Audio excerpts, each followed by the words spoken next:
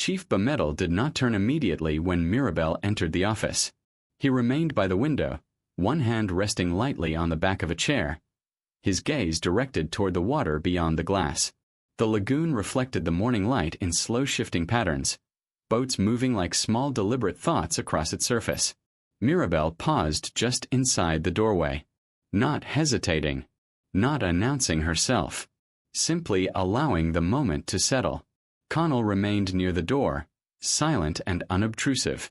He had learned that stillness in rooms like this carried more weight than movement. After several seconds, the chief spoke. "You are punctual." His voice was calm, almost conversational, though there was an edge of assessment beneath it. Mirabel inclined her head slightly. "You value punctuality." Only then did he turn. Chief Bemedal studied her with the same measured attention he gave everything. His eyes were sharp but not hostile, evaluating, comparing expectation with reality. Amanda stood near a table across the room, tablet in hand. She glanced briefly at Mirabel, offering the smallest nod of acknowledgement before returning her attention to the screen. The chief gestured toward the seating area. "Sit." Mirabel moved across the office with controlled ease. She did not hurry, but she did not linger either. Her steps were balanced, her posture precise. She sat where indicated, placing her hands lightly together. The chief remained standing for another moment before finally taking the chair opposite her. From the window, the city continued its movement. Traffic flowed across the distant bridge. Ferries crossed the water. Construction cranes pivoted slowly against the skyline. Legos never paused long enough for anyone to fully understand it, which was part of its power. Bemedal folded his hands. "You are adjusting quickly." Mirabel met his gaze. "I prefer clarity early." He gave a faint smile that was not quite approval. "Clarity," he repeated. "Interesting choice of word." Amanda approached the table and placed a thin folder beside the chief. She did not sit. She simply remained nearby, watching quietly. The chief opened the folder but did not look at it yet. "You understand the circles you are entering." It was not a question. Mirabel answered with equal precision. "I understand they exist." The chief's smile deepened slightly. "That is not the same thing." "No." A short silence passed between them. Bemedal leaned back slightly in his chair. "Influence here does not function the way outsiders assume." "I know." "Do you?" His tone remained calm but his eyes sharpened. Mirabel spoke without raising her voice. "Influence is rarely loud. It moves through relationships, obligations, reputations. People mistake visibility for power." Amanda's gaze lifted briefly. The chief studied Mirabel again. "And what do you believe power is?" Mirabel did not rush the answer. "Information, timing, and restraint." Bemedal opened the folder at last. Inside were several printed pages. "Restraint," he said thoughtfully. He flipped one page slowly. "You were observed last night." Mirabel already knew this. She did not react. "Yes." "You noticed the vehicle." "Yes." The chief watched carefully for any sign of tension or uncertainty. There was none. "Why did you not respond?" "Because it was not a threat." The chief's eyebrow lifted slightly. "You are confident. Observation is curiosity, not aggression." "And if curiosity becomes aggression?" Mirabel held his gaze evenly. "Then response becomes necessary." Amanda looked between them. The chief closed the folder. "You understand why people are watching."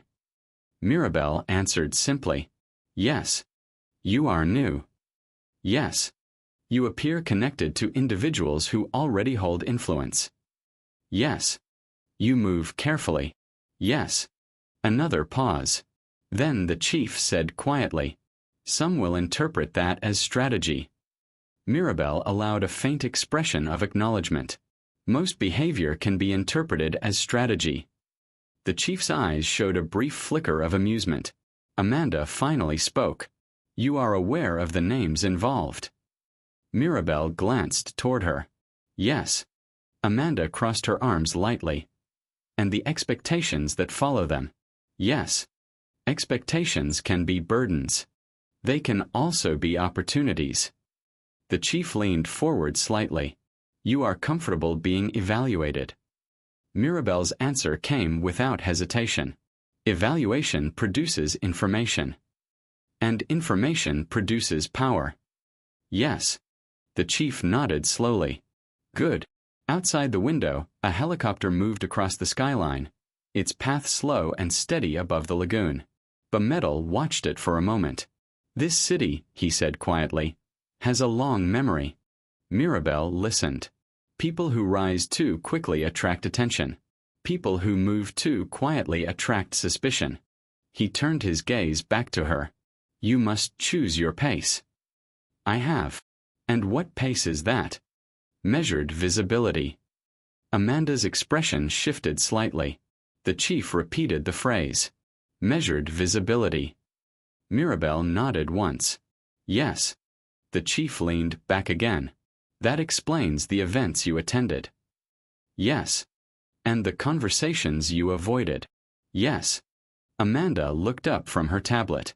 You noticed that. Mirabel met her gaze calmly.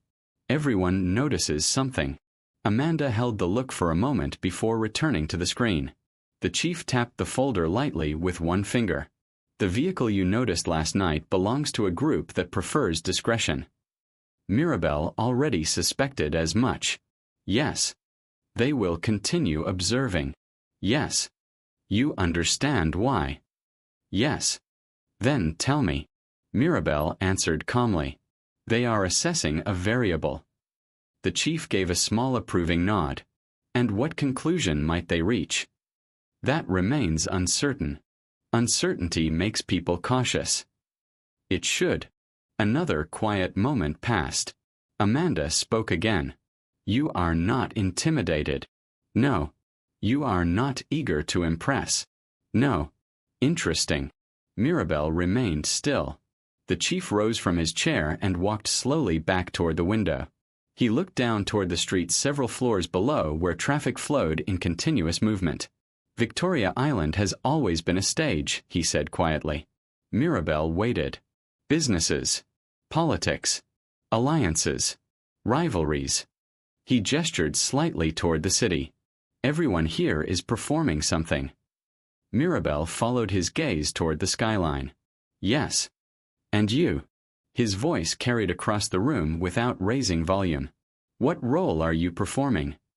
Mirabel took a moment before answering. Observer. Amanda glanced up again. The chief turned from the window. Observers rarely remain observers. Sometimes they do. Not here. Mirabel did not argue. That depends on necessity. The chief walked slowly back toward the table. You believe necessity will remain limited. I believe it will reveal itself. Amanda placed the tablet down. The individuals watching you are not patient people. Mirabel acknowledged the statement. Then they will learn patience. Amanda gave a short breath that might have been amusement. Confidence again. Preparation. The chief sat once more. Tell me something honestly. Mirabel waited. When you noticed the black SUV last night, he leaned forward slightly. What was your first thought? Mirabel answered simply. That the city had noticed me. And your second thought? That observation creates responsibility. The chief looked satisfied with the answer. Amanda studied Mirabel more carefully now. You accept responsibility easily. Mirabel shook her head slightly. No. Then why accept it? Because refusing it changes nothing. Amanda leaned back slightly against the table. The chief tapped the folder again. There are several names connected to the group observing you. Mirabel listened quietly. They operate in business, infrastructure, and occasionally politics. He slid one page slightly forward but did not reveal it fully. They are interested in new variables. Mirabel said nothing. The chief continued. People who move differently attract attention. Mirabel's voice remained calm. Difference is not always intention. Perhaps not. He closed the folder again. But intention is what they will attempt to determine. Mirabel inclined her head slightly. Of course. Amanda picked up her tablet again. The schedule for today remains unchanged. The chief nodded. Good. He looked back to Mirabel. You will accompany us to the meeting at 11. Yes. The individuals there will also be observing you. I expect that. You are comfortable with that? Yes. The chief stood again. Then we will see how they interpret what they observe. Mirabel rose as well. Connell moved subtly closer to the door. Amanda checked the time. We should leave in 15 minutes. The chief looked once more toward the lagoon. Boats had increased now. The water was busier, sunlight bright against its surface. This city rewards patience, he said quietly. Mirabel stood beside the chair where she had been seated. Posture steady. Patience and awareness. The chief nodded. Yes. Then he turned toward the door. Let us see how the day unfolds. They moved out of the office together. The hallway outside carried the quiet activity of a building already deep into its workday. Staff moved between rooms, conversations occurring in low professional tones, elevators opening and closing with soft efficiency. Mirabel walked beside Amanda while Connell remained a step behind. As they reached the elevator, Amanda spoke quietly without looking at her. You handled that well. Mirabel responded simply. It was a conversation. Amanda gave a slight smile.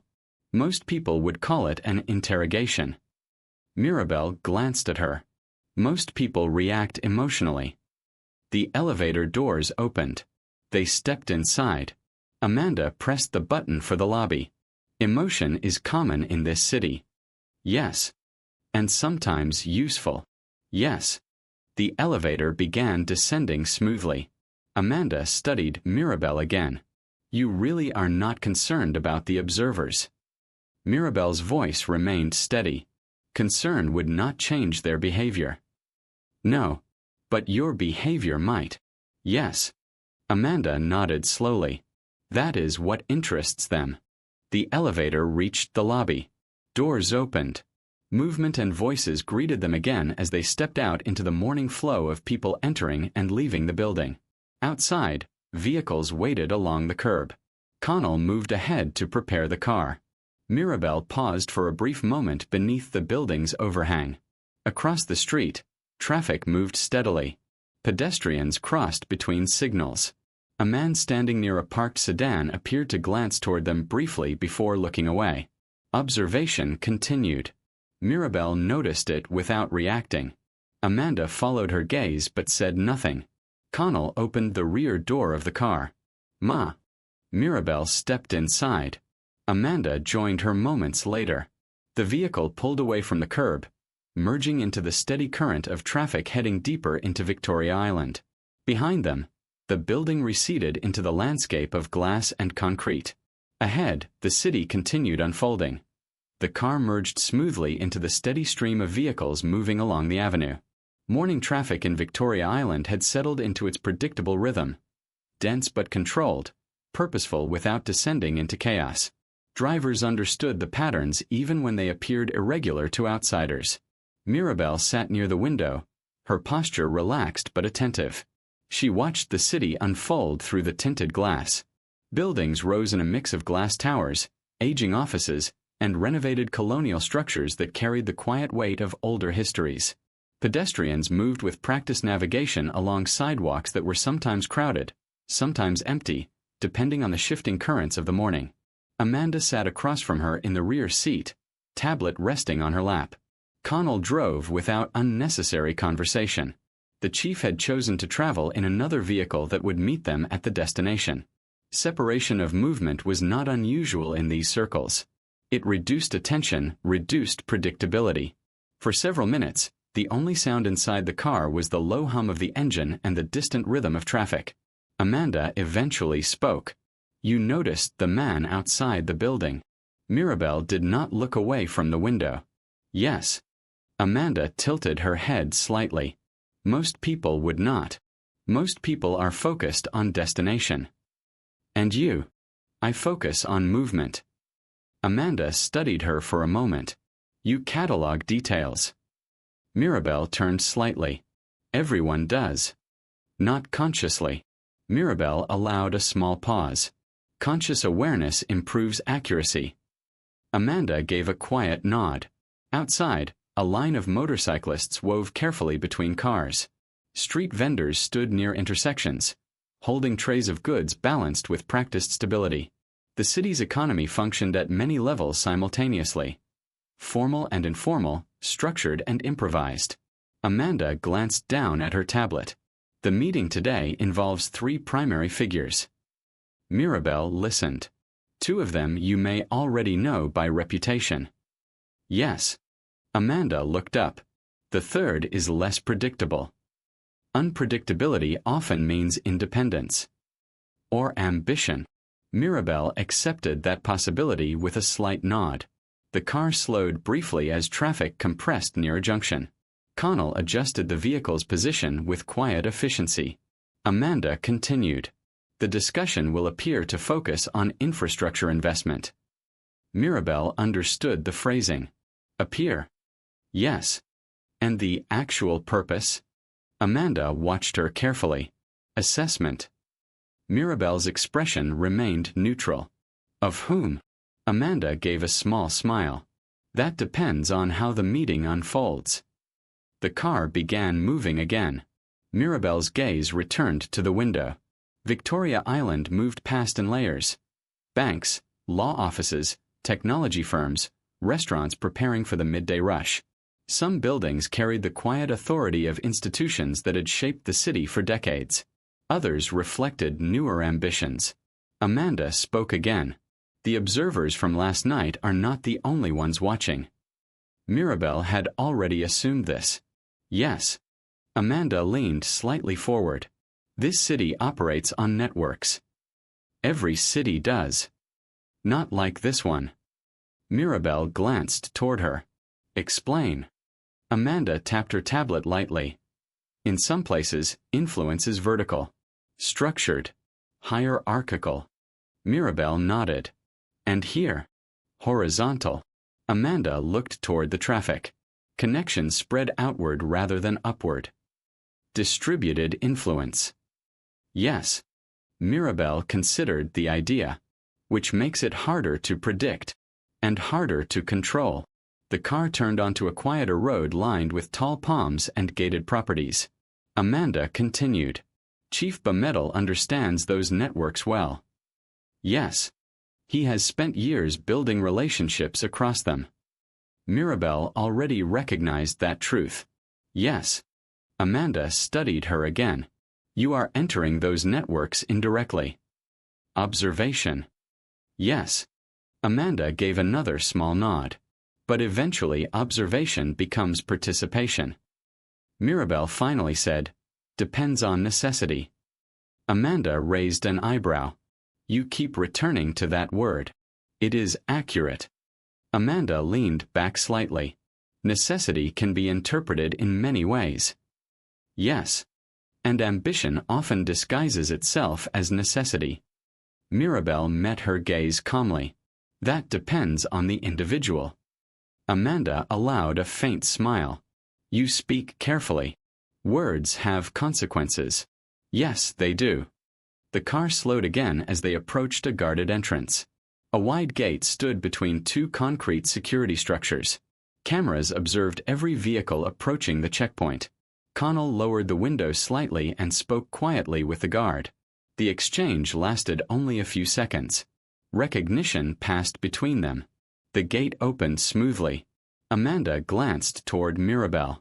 This building hosts many conversations that never become public. Mirabel watched as the car entered the compound. Privacy encourages honesty.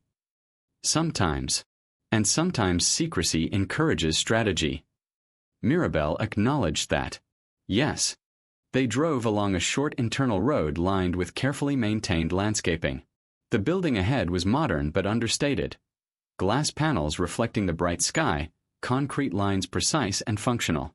Several vehicles already waited near the entrance. Mirabel recognized one of them. A black sedan similar to the one she had noticed earlier in the morning. Possibly coincidence. Possibly not. Connell parked near the entrance. Amanda gathered her tablet. The chief should already be inside. Mirabel opened the door and stepped out into the warm air. The compound felt quieter than the city outside its gates. Controlled. Deliberate. 2 security personnel stood near the entrance, watching arrivals with professional attention. Connell remained by the vehicle as Mirabel and Amanda approached the doors. Inside, the building's lobby was spacious but restrained.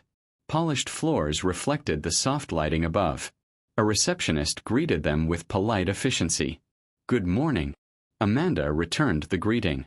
"We are here for the meeting on the 3rd floor." The receptionist nodded and directed them toward a private elevator. Mirabel observed the surroundings carefully. Several individuals sat in the waiting area, speaking quietly. Some glanced up as they passed. Observation moved in both directions.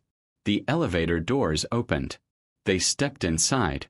Amanda pressed the button for the 3rd floor. For a moment neither spoke. The elevator rose smoothly. Amanda eventually said, "The individuals here today represent different sectors." Mirabel listened. Energy. Transportation. Communications. Mirabel nodded slowly. Foundations of influence. Exactly. Amanda looked toward the ceiling briefly as if considering her next words. They are also individuals who prefer to evaluate quietly. Mirabel responded calmly. That seems consistent with this city. Yes. The elevator reached the 3rd floor. Doors opened onto a corridor lined with dark wood panels and large windows overlooking the lagoon. Natural light filled the hallway. Amanda led the way. At the end of the corridor, a set of double doors stood partially open. Muted voices drifted from inside. Amanda paused briefly before entering. Mirabel stepped in beside her. The conference room was wide and bright. A long table occupied the center of the space.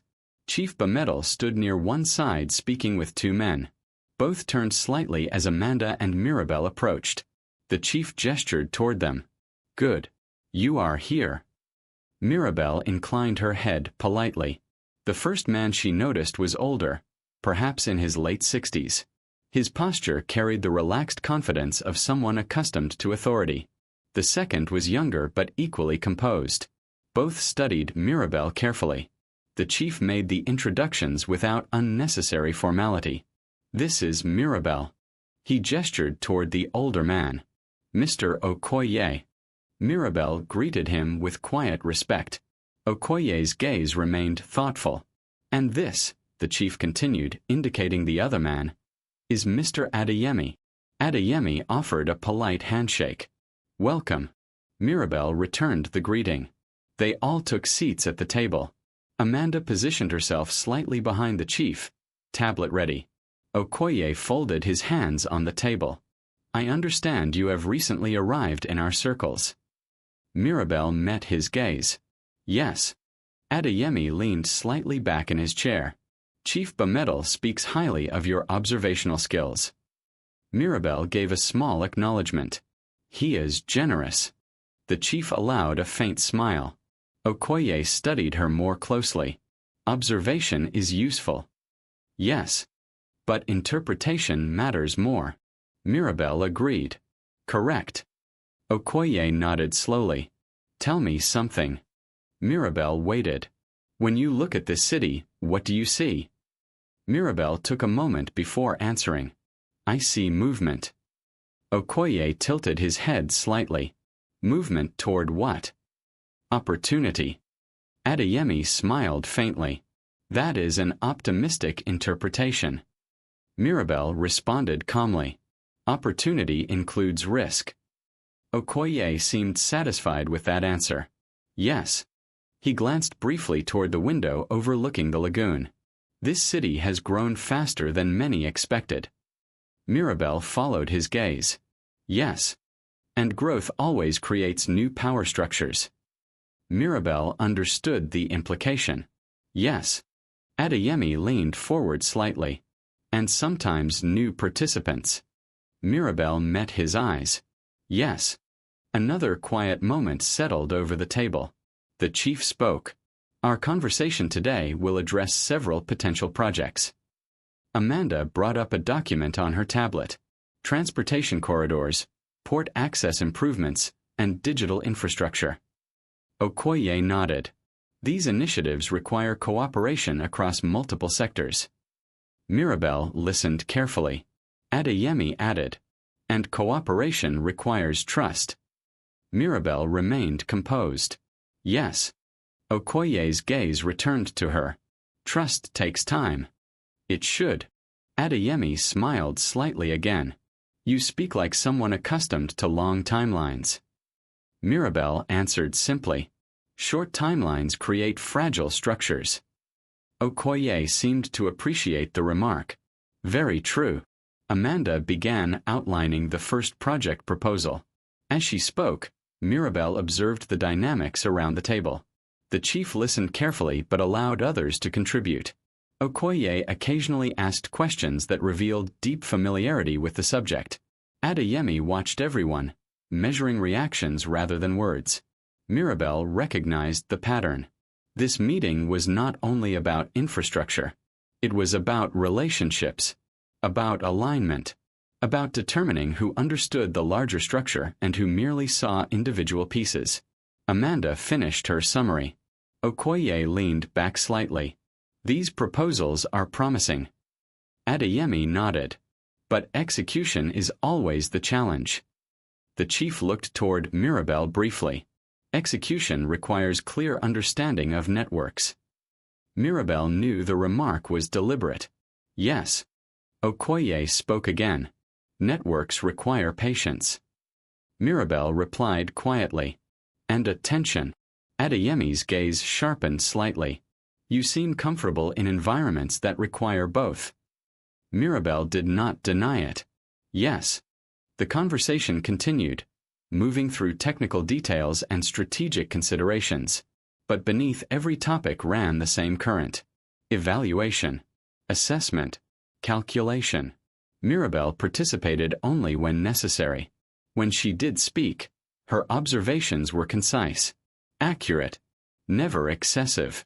Gradually, the tone of the room shifted.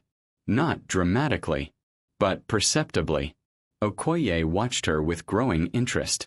The discussion continued for some time, moving gradually from general considerations into more precise territory. Documents shifted across the table. Amanda occasionally projected figures onto a small screen at the end of the room. The numbers themselves were not surprising. Growth curves, cost estimates, logistical projections. What mattered more was how the people in the room responded to them. Mirabel watched the patterns carefully. Okoye tended to speak less than the others, but when he did, his questions were exact. He focused on long-term stability rather than immediate gain. Adeyemi, by contrast, seemed more interested in adaptability. His comments returned often to flexibility, to how quickly a project could adjust to political or economic shifts. Chief Bemedal balanced the two perspectives without appearing to favor either one. It was a conversation between individuals who had spent years learning how to influence outcomes without forcing them. Mirabel contributed occasionally. When she did, the room usually grew a little quieter. Not because her voice carried authority yet, but because her observations tended to alter the direction of the conversation in subtle ways. At one point, Amanda displayed a map showing a proposed transport corridor linking the port to several inland distribution hubs. Adeyemi studied it thoughtfully. This route passes through several districts that have been inconsistent in their cooperation. Okoye nodded. Yes, infrastructure tends to reveal underlying political realities. Mirabel looked at the map. There may be an alternative alignment. Amanda glanced toward her. Where? Mirabel stood and stepped closer to the screen. She traced a line slightly west of the proposed route. If the corridor shifts here, it avoids the most volatile districts while still connecting the same commercial nodes. Okoye leaned forward slightly. That region has less developed road capacity. Yes, Mirabel said calmly, but it also has fewer entrenched interests. Adeyemi looked from the screen to Mirabel, which means fewer obstacles. Exactly. Amanda began running the revised route through her software. The chief watched quietly. After a moment, Amanda looked up. It increases construction costs slightly, but reduces projected political disruption. Okoye considered this a reasonable trade. Adeyemi smiled faintly. You see structures differently. Mirabel returned to her seat. I look for friction points. The chief spoke for the first time in several minutes. Friction determines whether a project survives contact with reality. The conversation resumed with renewed focus. Gradually, the proposals became more refined. The earlier sense of formal evaluation softened into something closer to collaboration. Still cautious, still measured but less distant. Time passed almost unnoticed. Eventually, Amanda glanced at the clock mounted near the far wall. We have reached the final item. Okoye nodded. Yes. He folded his hands together again, studying Mirabel with the same thoughtful gaze he had used since the beginning of the meeting. Before we conclude, I would like to ask a final question. Mirabel inclined her head slightly. Of course. Okoye spoke carefully. You arrived in this city recently. Yes. You have already entered conversations that many people spend years attempting to reach. Yes. He paused briefly. What do you intend to build here? The room grew very still. Even Adeyemi stopped moving his pen. Mirabel took a moment before answering. Understanding. Adeyemi raised an eyebrow. That is an unusual answer. Mirabel did not look away from Okoye. Structures built without understanding tend to collapse. Okoye nodded slowly. And after understanding, then construction becomes possible. The chief watched her closely. Adeyemi leaned back in his chair again. You speak as though you expect to remain here a long time. Mirabel's voice remained steady. Cities like this reward patience. Okoye smiled slightly. Yes, they do. Amanda began closing the documents on her tablet. It was clear the formal part of the meeting had reached its natural conclusion. The chief rose first. Gentlemen, thank you for your time. Okoye stood as well. The discussion has been productive. Adeyemi followed. We will review the revised corridor alignment and circulate updated projections. Amanda nodded. I will send them by the end of the day. The atmosphere shifted again as the meeting transitioned from formal negotiation to quiet closure. Handshakes were exchanged. Okoye turned to Mirabel one last time. You observe carefully. Observation reduces error. He gave a soft, approving nod. Continue doing so. Adeyemi added with a faint smile. This city has a way of testing observers. Mirabel acknowledged the remark. I expect that. The group began moving toward the door. Outside the conference room, the corridor remained quiet.